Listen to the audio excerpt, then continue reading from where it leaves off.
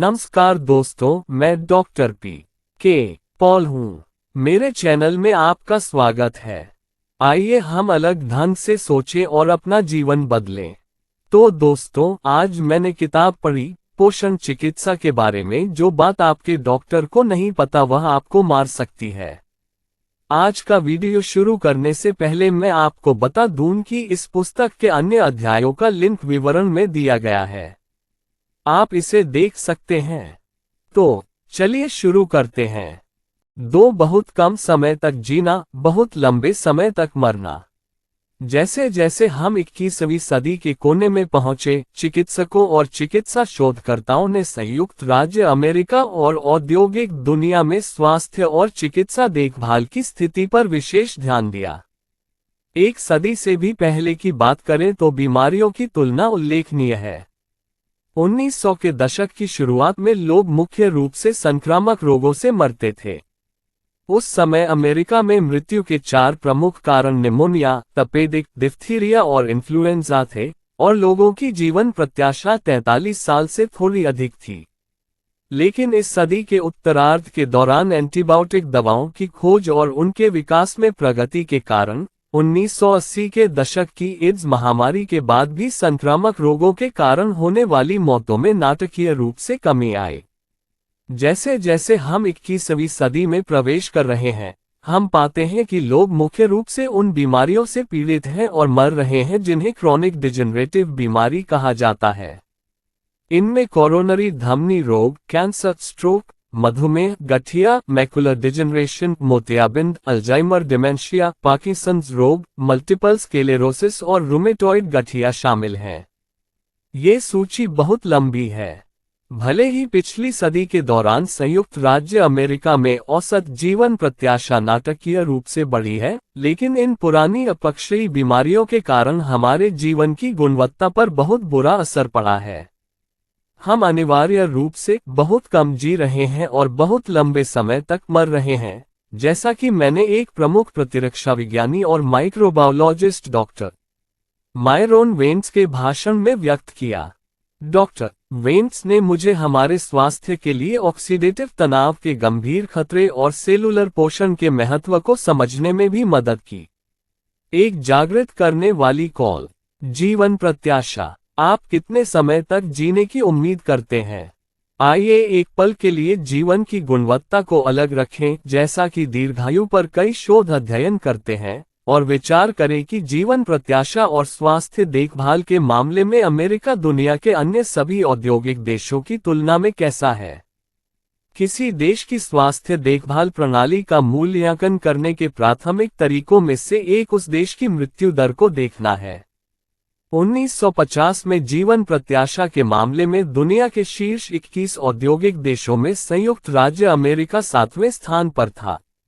जैसा कि आप कल्पना कर सकते हैं, हमने उस समय से दुनिया के किसी भी अन्य देश की तुलना में स्वास्थ्य सेवा पर कहीं अधिक पैसा खर्च किया है। 1998 में हमने स्वास्थ्य सेवा पर $1 ट्रिलियन से अधिक खर्च किया, जो हमारे सकल राष्ट्रीय उत्पाद का औसतन 13.6% था। यह अगले निकटतम देश की तुलना में 2 गुने से भी अधिक है। हमारे पास MRI और CT scanner, angioplasty, bypass surgery, कुल्हे और घुटने का प्रतिस्थापन, कीमोथेरेपी, विकिरण चिकित्सा, एंटीबायोटिक्स, उन्नत सर्जिकल तकनीक, उन्नत दवाएं और गहन देखभाल इकाइयां हैं। क्या हमारी सभी चिकित्सा प्रगति ने अमेरिकी जीवन प्रत्याशा को बढ़ाया है? 1990 में हमारे देश की जीवन प्रत्याशा की तुलना में 18वें स्थान पर थी। 40 साल पहले के वही 21 औद्योगिक देश अरबों डॉलर अमेरिकी स्वास्थ्य देखभाल पर खर्च करते हैं, अब हमें माना जाता है जीवन प्रत्याशा के मामले में दुनिया के सबसे खराब औद्योगिक देशों में से एक। हम जिस स्वास्थ्य सेवा प्रणाली का दावा करते हैं कि वह दुनिया में सबसे अच्छी है, वास्तव में ये सबसे खराब है जब हम देखते हैं कि अमेरिकी कितने समय तक जीते हैं या नहीं जीते। मैंने पूछा कि आप कितने समय तक जीने की उम्मीद करते हैं, लेकिन अब कल्पना करें कि आपके आखिरी 20 साल कैसे दिखेंगे। क्या आप अपने पैसे का पूरा मूल्य पा रहे हैं? मुझे ऐसा नहीं लगता। जीवन स्तर। मैं आपको आश्वस्त कर सकता हूं कि आज मेरे मरीज अपने जीवन के वर्षों की संख्या के बारे में उतने चिंतित नहीं हैं, जितना कि उन वर्षों में जीवन की गुणवत्ता के बारे में। क्या आप हैं? हम कितने साल जीते हैं, यह आमतौर पर स्वास्थ्य देखभाल के प्रति हमारे दृष्टिकोण का मूल्यांकन करने के लिए सबसे महत्वपूर्ण विचार नहीं है।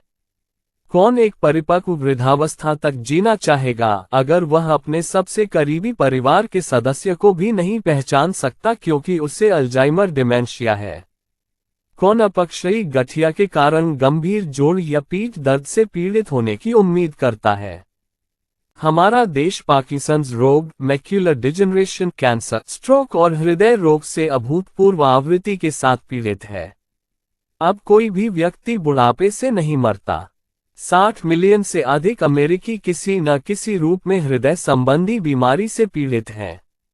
रोग, हृदय और रक्त वाहिकाओं का रोग 13.6 मिलियन से अधिक लोगों को कोरोनरी धमनी रोग है।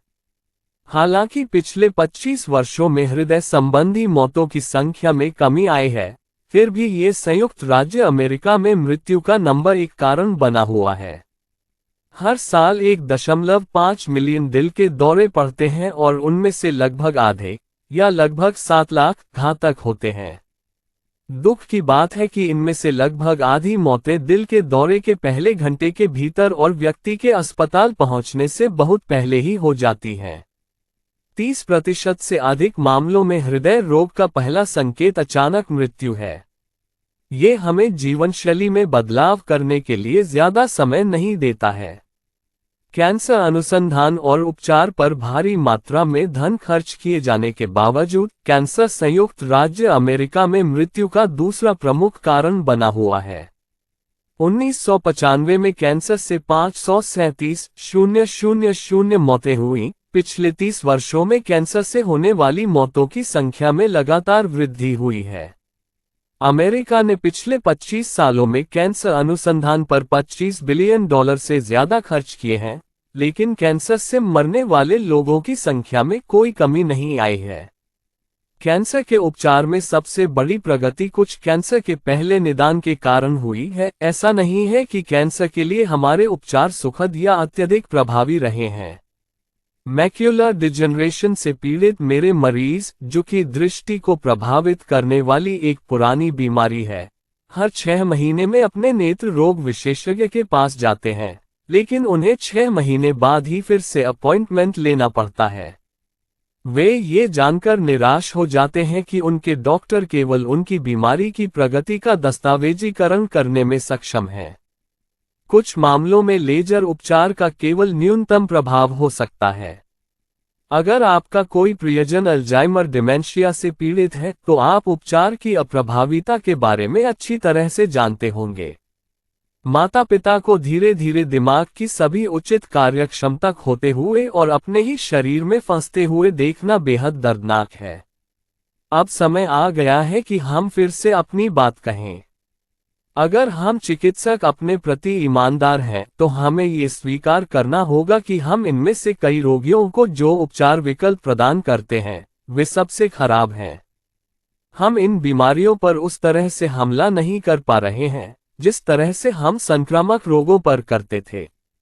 डॉक्टरों और रोगियों दोनों को ही इस बात पर गहराई से विचार करना चाहिए कि आज वे स्वास्थ्य सेवा के प्रति किस तरह से दृष्टिकोण रखते हैं। निवारक दवा। मुझे आजकल मरीजों का ये रवैया परेशान करने वाला लगता है कि वे इस तथ्य को अपरिहार्य मान लेते हैं कि इनमें से एक या कई रोग विकसित होने वाले हैं। जीर्ण अपक्षयी रोग। वे आधुनिक चिकित्सा को अपना रक्षक और दवाओं को इलाज मानते हैं। दुख की बात है कि बीमार होने के बाद ही मरीजों को एहसास होता है कि हमारे उपचार वास्तव में कितने अप्रभावी हैं। जैसे जैसे बेबी बूमर्स पीढ़ी अपने 50वें वर्ष में प्रवेश कर रही है, मेरा मानना है कि अधिक से अधिक लोग अपने स्वास्थ्य के प्रति सक्रिय हो रहे हैं। मेरे एक करीबी दोस्त ने पिछले महीने मुझसे कहा कि वह मरने तक जीना चाहता है। क्या यह आपकी इच्छा है? ये निश्चित रूप से मेरी इच्छा है। 3 दशकों से अधिक समय तक चिकित्सा का अभ्यास करने के बाद मुझे लगता है कि पुरानी अपक्षयी बीमारियों से मुझे और मेरे रोगियों को होने वाले दर्द और पीड़ा की संभावना बहुत परेशान करती है। इसीलिए मैंने ये किताब लिखी है। इसीलिए मैं समस्या के बाद की दवा के बजाय निवारक दवा की सलाह देता हूँ। लेकिन मुझे ये परिभाषित करने की जरूरत है कि निवारक से मेरा क्या मतलब है। पारंपरिक निवारक चिकित्सा शीघ्र पहचान, स्वास्थ्य सेवा समुदाय निवारक देखभाल को बढ़ावा देने पर गर्व करता है। लेकिन क्या आपने कभी इस दृष्टिकोण के बारे में सोचा है? चिकित्सक निश्चित रूप से रोगियों को उनके स्वास्थ्य को बनाए रखने के लिए नियमित शारीरिक जांच करवाने के लिए प्रोत्साहित करते हैं। लेकिन डॉक्टरों की मददगार सिफारिशों पर करीब से नजर डालने से कोई भी व्यक्ति जल्दी ही इस निष्कर्ष पर पहुंच जाता है कि वे केवल बीमारी का पहले पता लगाने का प्रयास कर रहे हैं। इसके बारे में सोचें। जैसा कि मैंने उल्लेख किया है कि चिकित्सक नियमित रूप से पैप स्मीयर, मैमोग्राम, रक्त परीक्षण और शारीरिक परीक्षण मुख्य रूप से ये देखने के लिए करते हैं कि उनके रोगियों में पहले से कोई मुख्य रोग तो नहीं है। क्या रोका गया है? जाहिर है कि इन बीमारियों का जितनी जल्दी पता लगाया जाए, मरीज के लिए उतना ही बेहतर है। हालांकि मैं यहाँ जिस बात पर जोर देना चाहता हूँ वह ये है कि चिकित्सक या स्वास्थ्य सेवा समुदाय वास्तव में मरीजों को ये सिखाने में बहुत कम समय और प्रयास देता है कि वे अपने स्वास्थ्य की रक्षा कैसे कर सकते हैं। दूसरे शब्दों में, चिकित्सक बीमारी का इलाज करने में इतने व्यस्त हैं कि वे अपने मरीजों को स्वस्थ जीवन शैली के बारे में शिक्षित करने की चिंता नहीं करते हैं, जो पहले स्थान पर अपक्षयी बीमारियों के विकास से बचने में मदद करती है। सच्ची निवारक चिकित्सा। अगर हम किसी चीज को निवारक लेबल देने जा रहे हैं, तो मेरा मानना है कि उसे वास्तव में किसी चीज को रोकना चाहिए। मैं दृढ़ता से सुझाव देता हूं कि सच्ची निवारक दवा में रोगियों को 3 गुना दृष्टिकोण अपनाने के लिए प्रोत्साहित करना और उनका समर्थन करना शामिल है। स्वस्थ भोजन करना, एक सुसंगत व्यायाम कार्यक्रम का अभ्यास करना और उच्च गुणवत्ता वाले पोषण संबंधी पूरक आहार लेना। रोगियों को इनमें से कुछ प्रमुख बीमारियों से बचने के लिए सशक्त बनाना ही सच्ची रोकथाम है। जीर्ण अपक्षयी रोग। वे आधुनिक चिकित्सा को अपना रक्षक और दवाओं को इलाज मानते हैं। दुख की बात है कि बीमार होने के बाद ही मरीजों को एहसास होता है कि हमारे उपचार वास्तव में कितने अप्रभावी हैं। जैसे जैसे बेबी बूमर्स पीढ़ी अपने 50वें वर्ष में प्रवेश कर रही है, मेरा मानना है कि अधिक से अधिक लोग अपने स्वास्थ्य के प्रति सक्रिय हो रहे हैं। मेरे एक करीबी दोस्त ने पिछले महीने मुझसे कहा कि वह मरने तक जीना चाहता है। क्या यह आपकी इच्छा है? ये निश्चित रूप से मेरी इच्छा है। 3 दशकों से अधिक समय तक चिकित्सा का अभ्यास करने के बाद मुझे लगता है कि पुरानी अपक्षयी बीमारियों से मुझे और मेरे रोगियों को होने वाले दर्द और पीड़ा की संभावना बहुत परेशान करती है। इसीलिए मैंने ये किताब लिखी है। इसीलिए मैं समस्या के बाद की दवा के बजाय निवारक दवा की सलाह देता हूँ। लेकिन मुझे ये परिभाषित करने की जरूरत है कि निवारक से मेरा क्या मतलब है। पारंपरिक निवारक चिकित्सा शीघ्र पहचान, स्वास्थ्य सेवा समुदाय निवारक देखभाल को बढ़ावा देने पर गर्व करता है। लेकिन क्या आपने कभी इस दृष्टिकोण के बारे में सोचा है? चिकित्सक निश्चित रूप से रोगियों को उनके स्वास्थ्य को बनाए रखने के लिए नियमित शारीरिक जांच करवाने के लिए प्रोत्साहित करते हैं। लेकिन डॉक्टरों की मददगार सिफारिशों पर करीब से नजर डालने से कोई भी व्यक्ति जल्दी ही इस निष्कर्ष पर पहुंच जाता है कि वे केवल बीमारी का पहले पता लगाने का प्रयास कर रहे हैं। इसके बारे में सोचें। जैसा कि मैंने उल्लेख किया है कि चिकित्सक नियमित रूप से पैप स्मीयर, मैमोग्राम, रक्त परीक्षण और शारीरिक परीक्षण मुख्य रूप से ये देखने के लिए करते हैं कि उनके रोगियों में पहले से कोई मुख्य रोग तो नहीं है। क्या रोका गया है? जाहिर है कि इन बीमारियों का जितनी जल्दी पता लगाया जाए, मरीज के लिए उतना ही बेहतर है।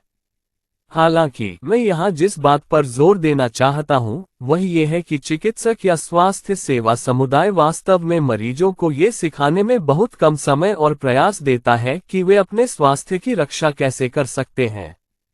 दूसरे शब्दों में, चिकित्सक बीमारी का इलाज करने में इतने व्यस्त हैं कि वे अपने मरीजों को स्वस्थ जीवन शैली के बारे में शिक्षित करने की चिंता नहीं करते हैं, जो पहले स्थान पर अपक्षयी बीमारियों के विकास से बचने में मदद करती है।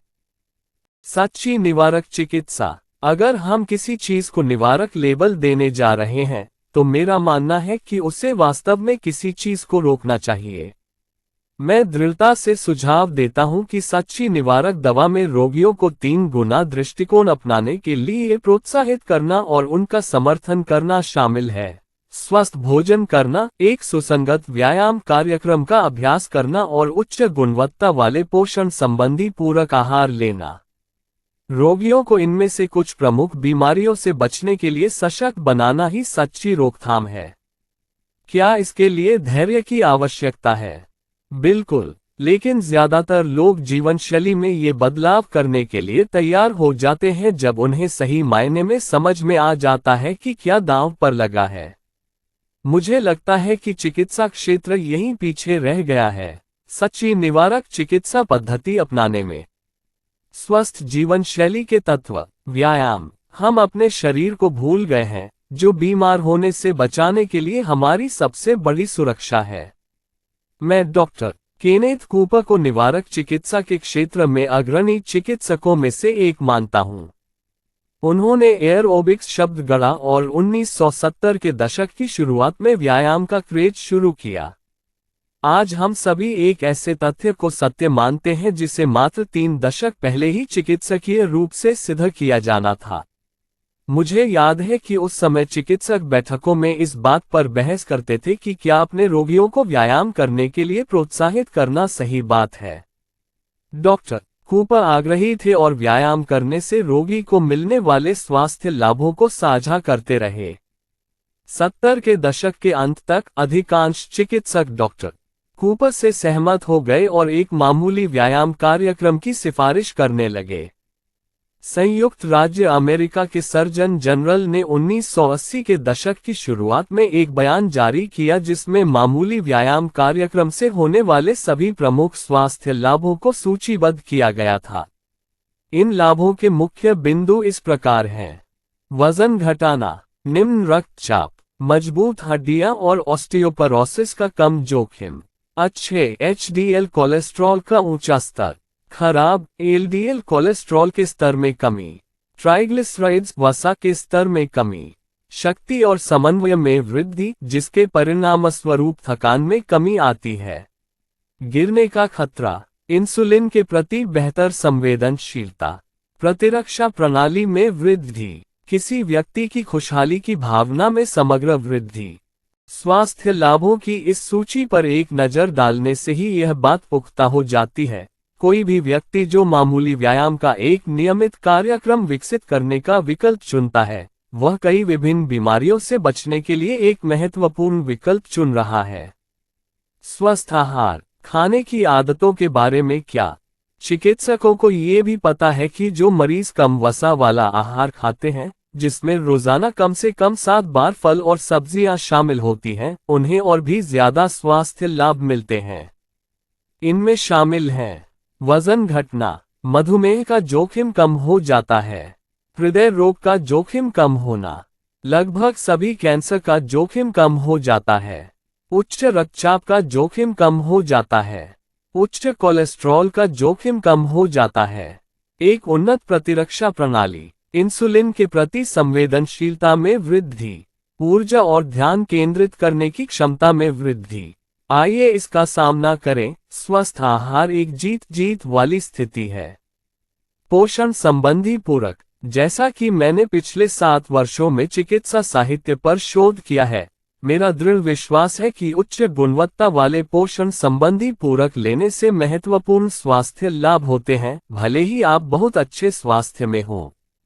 सरल शब्दों में कहें तो पोषण संबंधी पूरक के बुनियादी स्वास्थ्य लाभ ये हैं: एक उन्नत प्रतिरक्षा प्रणाली, एक उन्नत एंटीऑक्सीडेंट रक्षा प्रणाली, कोरोनरी धमनी रोग का कम जोखिम, स्ट्रोक का जोखिम कम हो जाता है, कैंसर का जोखिम कम होना, गठिया मैक्यूलर डिजनरेशन और मोतियाबिंद का जोखिम कम हो जाता है, अल्जाइमर डिमेंशिया के जोखिम में कमी की संभावना, पार्किंसंस रोग, अस्थमा, प्रतिरोधी फेफड़े के रोग और कई अन्य दीर्घकालिक अपक्षयी रोग। कई दीर्घकालिक अपक्षयी रोगों के नैदानिक पाठ्यक्रम में सुधार की संभावना। क्या ऐसे मरीज जो नियमित व्यायाम कार्यक्रम और स्वस्थ आहार के साथ साथ सप्लीमेंट्स लेते हैं, वास्तव में अपने उच्च रक्तचाप, मधुमेह और उच्च कोलेस्ट्रॉल को इस हद तक कम कर सकते हैं कि वे कुछ दवाएं लेने से बच सकें? चिकित्सा साहित्य निश्चित रूप से इस दृष्टिकोण का समर्थन करता है। लगभग सभी चिकित्सक इस बात पर सहमत हैं कि ऐसी पुरानी बीमारियों के लिए दवा शुरू करने से पहले मरीजों को स्वस्थ जीवन शैली में बदलाव का उचित परीक्षण मिलना चाहिए।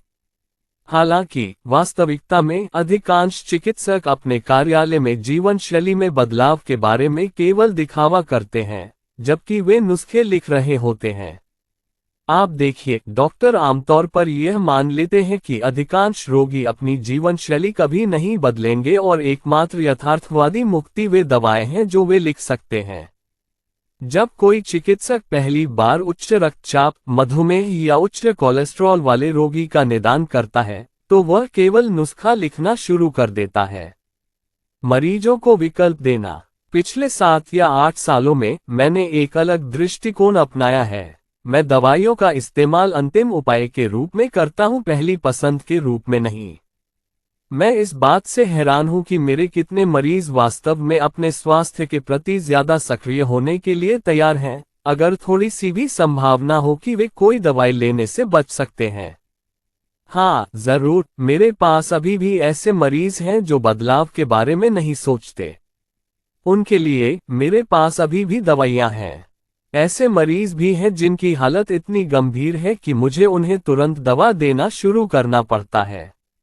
लेकिन मैं ऐसे लोगों को स्वस्थ जीवन शैली में बदलाव करके समय के साथ अपनी स्थिति सुधारने का मौका भी देता हूं, इस उम्मीद में कि वे किसी दिन अपनी दवा कम कर पाएंगे या बंद कर पाएंगे। हर कोई एक अच्छे व्यायाम कार्यक्रम और स्वस्थ आहार के स्वास्थ्य लाभों के बारे में जानता है। हालांकि बहुत कम लोगों, विशेष रूप से चिकित्सकों को उच्च गुणवत्ता वाले पोषण संबंधी पूरक लेने के स्वास्थ्य लाभों के बारे में जानकारी है। मैंने उल्लेख किया है कि मैं उन अनजान डॉक्टरों में से एक था, लेकिन अनगिनत अध्ययनों से यह साबित होता है कि स्वस्थ आहार, एक अच्छा व्यायाम कार्यक्रम और उच्च गुणवत्ता वाले पोषक तत्वों की खुराक का ये त्रय आपके स्वास्थ्य की रक्षा करने का सबसे अच्छा तरीका है। यह आपके स्वास्थ्य को खोने के बाद उसे वापस पाने का सबसे अच्छा तरीका भी है। डेविड की कहानी। आइए सिद्धांत को काम करते हुए देखें। डेविड ने अपना अधिकांश जीवन यूटा राज्य में ड्राइवर लाइसेंस परीक्षक के रूप में बिताया था, जहां वह अपनी पत्नी और बच्चों के साथ रहता था। डेविड हमेशा से ही बहुत स्वस्थ रहा था और उसे कोई दवा नहीं लेनी पड़ी थी। हालांकि 1990 की शुरुआत में उसे अपने पैरों में असामान्य थकान के साथ कमजोरी महसूस होने लगी। 1990 के वसंत तक वह अपने पैरों को घसीटने लगा था और वास्तव में समय समय पर गिर जाता था। वह कई अलग अलग डॉक्टरों से मिल चुका था और एक न्यूरोलॉजिस्ट ने आखिरकार उसे ल्यूकोएन्सेफेलोपैथी नामक एक दुर्लभ बीमारी होने का निदान किया। मुझे यकीन है कि डेविड ने अपनी बीमारी के नाम पर आपकी तरह ही प्रतिक्रिया दी होगी। यह क्या है? न्यूरोलॉजिस्ट ने उसे बताया कि यह मस्तिष्क की एक प्रगतिशील, अपक्षयी, डिमाइलेटिंग बीमारी है, जो मल्टीपल स्क्लेरोसिस के समान है, जिसके लिए कोई वास्तविक उपचार उपलब्ध नहीं है। चिकित्सक ने डेविड को बताया कि उसके लिए बहुत कम उम्मीद है। ये बीमारी आमतौर पर मौत की ओर एक निरंतर ढलान पर चलती है। इस खबर ने डेविड को पूरी तरह तोड़ दिया। वह निराश और सदमे में घर लौट आया। उसने इस बीमारी के बारे में कभी नहीं सुना था और अब यह उसकी जान लेने वाली थी। डॉक्टर के कहे अनुसार डेविड कमजोर होता गया। उसे चक्कर आने लगे और वह अपनी आंतों और मूत्राशय पर नियंत्रण खो बैठा। 1993 के वसंत तक डेविड व्हीलचेयर पर आ गया। जून 1995 तक उसके पैरों में दर्द इतना बढ़ गया कि उसके डॉक्टरों ने उसे मॉर्फिन का मौखिक रूप देना शुरू कर दिया। वह अब हर चीज के लिए पूरी तरह से अपनी पत्नी और बच्चों पर निर्भर था। वह जिस जीवन को जानता था वह खत्म हो चुका था। नवंबर 1995 में डेविड को इन्फ्लुएंजा का गंभीर मामला हुआ। डेविड और भी कमजोर हो गया और उसके पैर और हाथ ठंडे हो गए, मानो उनमें रक्त संचार ही न हो। उसके डॉक्टरों ने डेविड और उसके परिवार को बताया कि उसके ठीक होने की संभावना नहीं है। अंतर्निहित ल्यूकोएन्सेफेलोपैथी के कारण उन्हें उम्मीद थी कि वह केवल 1 या 2 सप्ताह ही जीवित रहेगा। डेविड हॉस्पिस प्रोग्राम की देखरेख में था, जिसके तहत उसे घर पर रहने की अनुमति थी जहां वह रहना चाहता था। उसने और उसके परिवार ने अंतिम संस्कार की योजनाएं बनानी शुरू कर दी। डेविड ने अपने प्रियजनों को अलविदा कहते हुए उन सभी चीजों को खोने का दुख जताया जिन्हें वह प्यार करता था, परिवार और दोस्तों के लिए। हालांकि उन्होंने अपनी मृत्यु को समय से कुछ साल पहले ही स्वीकार कर लिया था, जैसा कि डॉक्टरों ने भविष्यवाणी की थी। लेकिन किसी तरह डेविड क्रिसमस तक जीवित रहा। हालांकि वह बिस्तर से बाहर नहीं निकल पाया, लेकिन उसकी मौत भी नहीं हुई। कुछ महीनों बाद डेविड ने कुछ पोषण संबंधी सप्लीमेंट्स आजमाने का फैसला किया। उन्होंने एक एंटीऑक्सीडेंट टैबलेट, एक मिनरल टैबलेट और कुछ अंगूर के बीज का अर्क लेना शुरू किया। 5 दिनों के भीतर वह कम सोने लगा और उसने पाया कि उसके पास थोड़ी ज्यादा ऊर्जा थी। सप्लीमेंट्स लेने के कई हफ्तों के बाद वह थोड़े समय के लिए बिस्तर से बाहर निकलने में सक्षम हो गया।